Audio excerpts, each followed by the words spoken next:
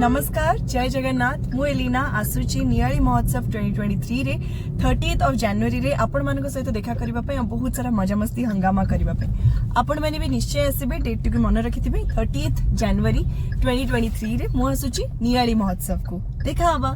जय जगन्नाथ।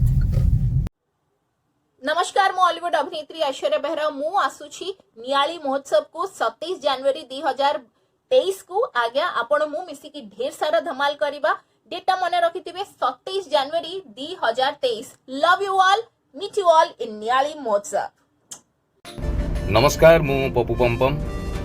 एथर नियाली महोत्सव 2023 जनवरी 27 तारिख रु 31 तारिख पर्यंत होउछि।